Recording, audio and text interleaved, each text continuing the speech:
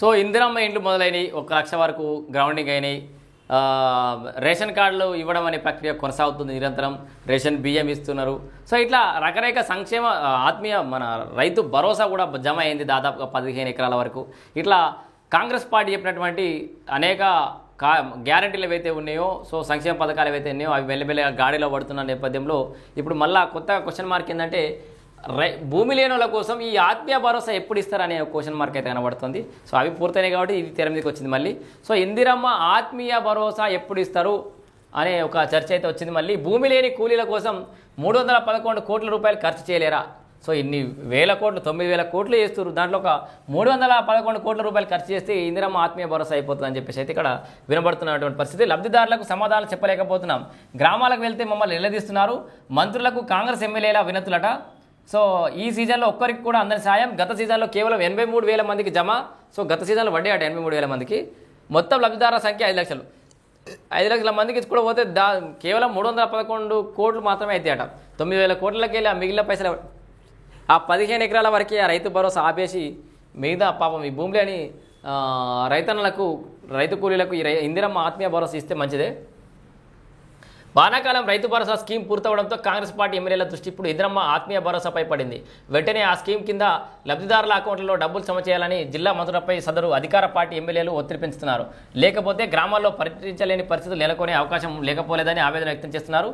ఎందుకంటే గత సీజన్లో చాలా గ్రామాల్లో ఆత్మీయ భరోసా కింద డబ్బులు రాలేదు. దాంతో గ్రామాల్లోకి వెళ్ళిన ప్రతిసారి లబ్ధిదారుల నుంచి వచ్చే ప్రశ్నకు సమాధానం చెప్పలేకపోతున్నామని చెప్పేసి అయితే వాళ్ళు బాధపడినటువంటి సందర్భాన్ని చూస్తున్నాం. చాలామంది ప్రజాక్షేత్రాలకు పోవాలంటే భయపడతారు. జనరల్గా మంచో చెడు ఒకసారి పోవాలి. ఆ రైతులు లేకపోతే ఆ లబ్ధిదారులు పేదోళ్ళు ఎవరైనా ఏమైనా అంటే పడాలి. ఆ తర్వాత ఇంకోసారి పోయినప్పుడు ఆయన్ని ఆదరిస్తాడు ఆ రైతే.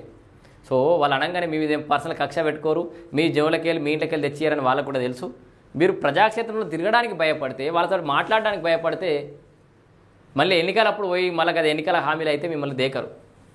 అయ్యో మంత్రుల వద్ద తమ గోడు వెలబోసుకున్నట్టు తెలిసింది. ఆత్మీయ భరోసా పైసలు ఎప్పుడు ఇస్తారు? పోయినసారి ఇవ్వలేదు, ఈసారి కూడా అంతేనా అని లబ్ధిదారుల నుంచి తమకు ఎదురైన ప్రశ్నలకు ఓ 2 ఎమ్మెల్యేలు సెక్రటేరియట్లో ఓ మంత్రిని కలిసి సందర్భంగా వివరించినట్లు సమాచారం.